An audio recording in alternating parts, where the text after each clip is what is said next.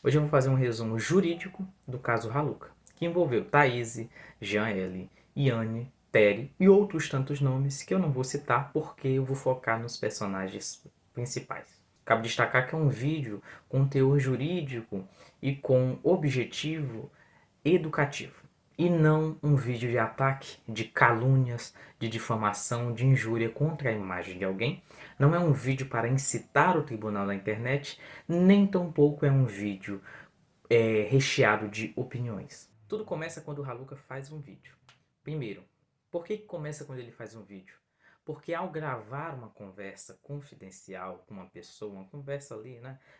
Ao gravar uma conversa que você está tendo com outra pessoa, você não está cometendo crime, tá bom? Não necessariamente não há crime. Por que não há crime? Porque os nossos tribunais superiores entendem que se uma das partes resolve gravar, mesmo sem o conhecimento do outro, não está classificado aqui o crime, tá bom? Não há essa ilicitude em gravar uma conversa.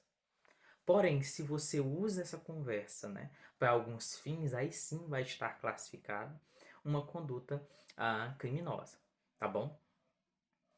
Então vamos deixar claro. A partir do momento que o vídeo é usado para injuriar e difamar alguém, aí sim está classificado o crime. Porém, ao gravar, não está classificada a ilicitude. Então, o ato de gravar uma conversa não é criminoso, mas o ato de usar essa conversa para chantagear, para humilhar, para causar dano moral, dano psicológico e assim por diante, é esse fato sim. Essa conduta, né? Essa sim pode ser classificada como uma conduta criminosa, porque vai haver dolo ou culpa. Lembrando que para existir um crime é necessário a existência de dolo ou culpa, tá bom? Tem alguns pressupostos, claro, na teoria do crime, mas em resumo é isso. Então, a partir do momento que o Raluca usa um vídeo e esse vídeo difama e injuria uma pessoa, causando dano moral a esta pessoa, causando dano à sua imagem, atrapalhando a forma de trabalho dessa pessoa, lhe gerando prejuízo moral, prejuízo material ou prejuízo psicológico, né? Havendo esses danos, é claro que há uma conduta que é classificada como uma conduta criminosa, tá bom? Então vamos lá. A partir do momento que o Raluca usa o seu vídeo para injuriar ou difamar, que é causando dano à imagem de outrem, ele sim comete uma conduta que está tipificada no nosso Código Penal e ele pode sim ser processado por isso, pode ser investigado por isso, pode ser condenado por isso. Vamos adiante. O ato do Jean L. de rebater as afirmações feitas pelo Raluca, rebater o seu vídeo, mostrando conversas de WhatsApp, mostrando conversas no Instagram, tornando aquilo que era confidencial público, também sim pode ser classificado como uma conduta criminosa. Por que pode ser classificado como uma conduta criminosa? Vou explicar de uma forma bem simples. O artigo 153 do Código Penal versa sobre a divulgação. Divulgação de alguém ou divulgação de documento particular ou de correspondência confidencial, de que se é destinatário ou detentor, tá? Então, o artigo 153 declara que é ilícito, tá bom? Que é proibido divulgar conversas confidenciais, que é proibido divulgar conversas confidenciais que possam causar dano a outrem. O nosso STJ, com a mesma visão, fala o seguinte: ao levar a conhecimento público conversa privada, além da quebra da confidencialidade, estará configurada a violação à legítima expectativa, bem como a privacidade, a intimidade do emissor, sendo possível a responsabilização daquele que procedeu à divulgação, se configurado o dano. Quem afirma isso é a relatora do processo, a ministra Nancy Andrighi. Ou seja, quem traz esse entendimento não é o Paulo, não sou eu, não é o estudante de direito Paulo. Quem traz esse entendimento é o próprio STJ. Quem traz esse entendimento é o próprio Código Penal. Então não é o Paulo que traz esse entendimento, o Paulo só lê. Entende? Então, a partir do momento que o Jean ele responde colocando conversas privadas, ele pode sim ser processado por isso. Ele pode sim ser até indiciado por isso. Por que que ele pode ser processado e até mesmo indiciado por isso? Porque está na legislação. Aí você vai me dizer, nossa, mas ele tem sim o direito de resposta, ele tem a justa causa, ele pode responder dessa forma, ele pode divulgar para se defender, como algumas pessoas falaram. Mas vamos nos ater a uma coisinha muito simples. O direito não permite a autotutela. O que é autotutela? É você resolver um problema que o Estado pode resolver para você. O que acontece? O que o Jean poderia fazer contra o Raluca que resolveria o problema e traria, sim, uma retratação? Ele poderia ter processado o Raluca por calúnia, por injúria ou por difamação, se ele entendesse que lhe foi imputado um crime, se ele entendesse que lhe foi imputado um fato ofensivo à sua honra, ou se ele entendesse que houve uma difamação a seu respeito. Então, processando judicialmente, além de ganhar o processo, o Raluca teria a obrigação, e uma obrigação jurídica, o juiz obrigaria a se retratar com o Jean L. Porém, quando o Jean L publica as conversas para se defender do Raluca, ele exerce uma coisa chamada autotutela. Ele comete uma conduta que está tipificada no Código Penal para se defender. Porém, ele poderia ter simplesmente processado e esperado, porque o Estado resolveria isso. Então, quando ele toma a frente, ele age de forma errada. Embora moralmente o tribunal da internet, as pessoas entendam que não, ele está certo, ele tinha que fazer isso mesmo, o direito pode não entender dessa forma. O direito pode entender que sim, a divulgação dessas conversas produziram dano a outro. Pode ser classificado sim o dano. Então vamos lembrar disso. Ao divulgar conversa confidencial, você está sim cometendo uma conduta que é ilícita, que está tipificada lá no Código Penal e que é entendida pelos superiores tribunais como uma conduta ilícita que é, inclusive, passível de uma indenização, Ou seja, a pessoa que comete esta conduta pode ser obrigada a indenizar a outra parte. A partir daí, nós temos a entrada do Iane, no caso. O Iane entra e calunia o Jean, imputando-lhe crime, né? Quando você imputa o crime a uma pessoa, você está caluniando ela, tá? Por quê? Porque existe o princípio da presunção de inocência. Ninguém será considerado culpado até o trânsito em julgado de sentença penal condenatória. Isso está no direito. Isso é um princípio constitucional.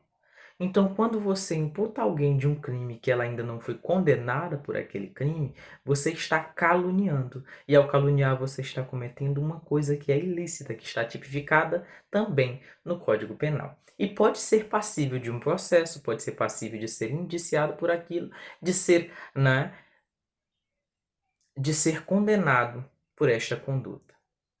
Então, a partir do momento que o Iane imputa alguns crimes ao Jean, a partir do momento que o Iane injuria, calunia, né, difama publicamente o Jean pode entrar com pedido de reparação moral. O Jean pode indiciar não, perdão. O Jean pode processar o Iane, tanto civilmente como criminalmente ou penalmente. O que acontece? Quando o Iane acusa o Jean tem a possibilidade de responder o Iane. Como ele pode responder? Juridicamente, processando por calúnia, difamação, injúria, pedindo uma retratação pública em todas as suas redes sociais. Ao invés de pedir uma retratação, o que o Jean faz? O Jean publica conversas confidenciais. Ele publica uma conversa confidencial com uma pessoa que até então não tinha vindo a público e acusado de alguma coisa. Então ele divulga conversas. E aí vocês vão dizer, nossa, mas ele divulgou para se defender. Lembra do que eu falei antes? O que está na legislação? Está na legislação que divulgar essas conversas é crime. Está no entendimento dos superiores tribunais que divulgar estas conversas e causar dano a outro por divulgar essas conversas é passível de indenização. Então, se há isso lá, é claramente uma conduta que está equivocada. Por quê? Porque você não precisa causar dano à imagem do outro para se redimir, para provar sua inocência, para rebater acusações. Você pode simplesmente ir por meios legais, porque você tem os meios legais. Você tem os processos. Você pode processar por injúria, calúnia, difamação. Você pode pedir reparação moral. Então você não precisa divulgar conversa confidencial. Você não precisa cometer um crime para se defender de outro crime. A não ser que você esteja em legítima defesa e aí alguém realmente vai te matar, e aí você, para se defender, acaba matando a outra parte. Mas mesmo nesses casos, pode haver um excesso de legítima defesa e você sim ser condenado por um homicídio, seja doloso, seja culposo.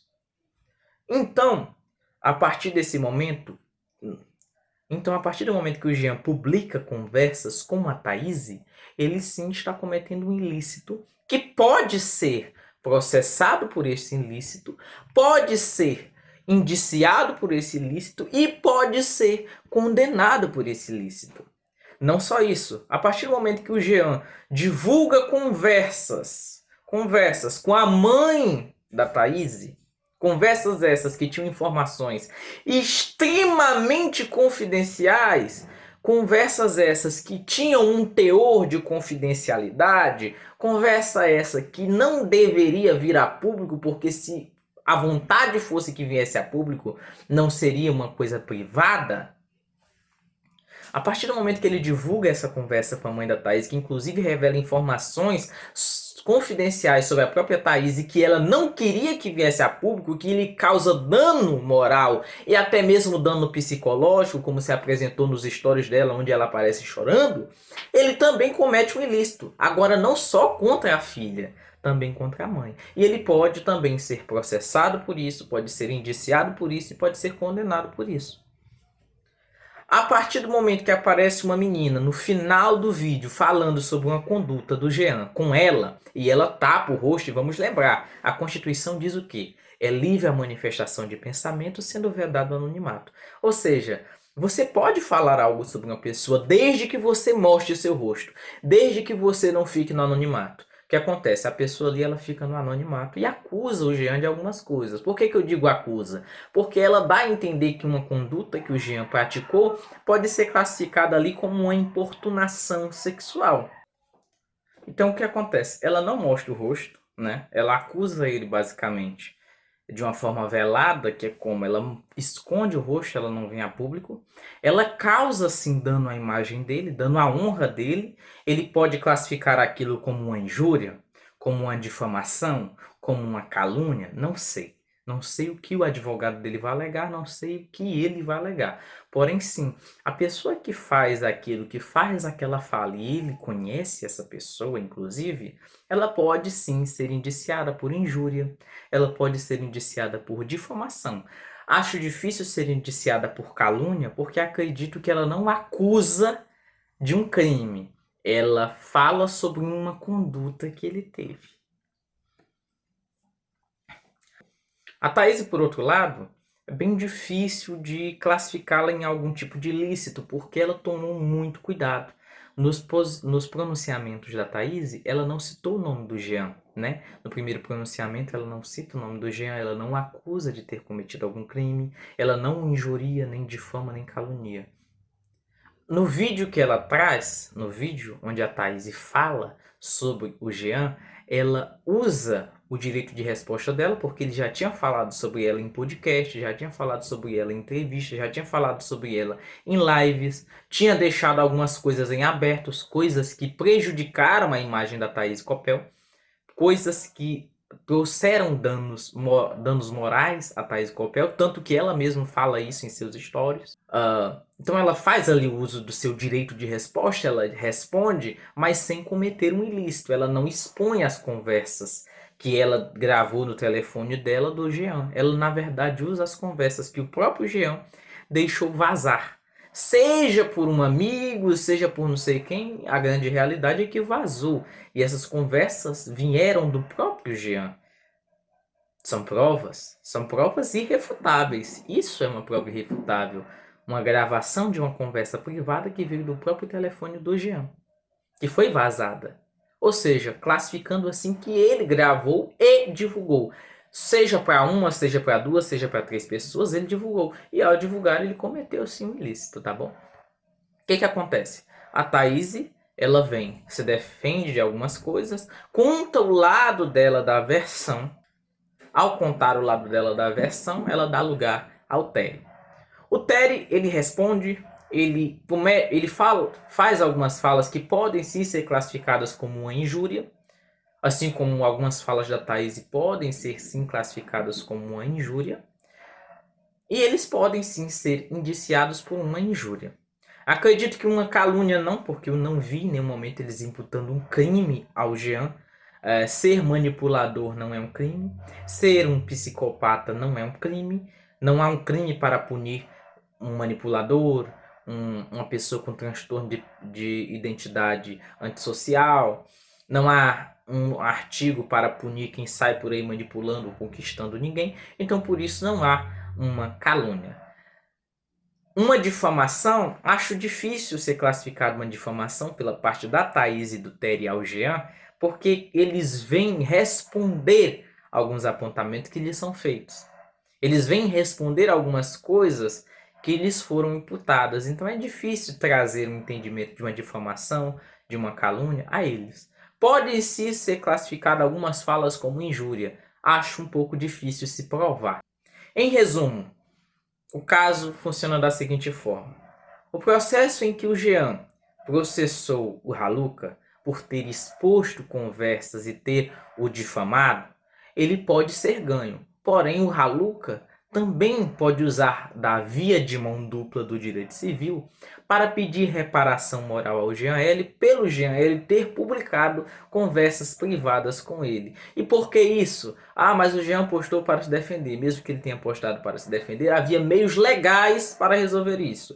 Ele não optou por esses meios legais, ele se antecedeu e publicou conversas confidenciais. Ao publicar essas conversas, ele sim está passível de ser processado por isso.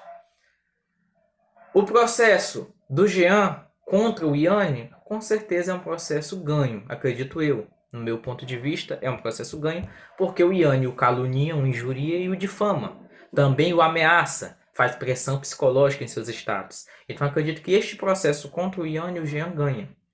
O processo da Thaís contra o Jean, acredito que a Thaís ganha. Inclusive, acredito que não haverá somente o processo da Thaís ao Jean. Haverá também o processo da mãe da Thaís ao Jean. Por quê? Porque são pessoas diferentes. A mãe e a filha são pessoas diferentes, são personagens diferentes e são conversas que, embora tenham quase o mesmo teor, são diferentes porque uma pertence a uma pessoa e outra pertence a outra. Acredito eu que sim, pode haver, sim, não só um, mas dois processos contra o Jean, um da mãe e um da filha, ou elas podem fazer um processo coletivo contra o Jean. Acredito eu que este processo da Thaís e da mãe contra o Jean, elas ganharão com 100%.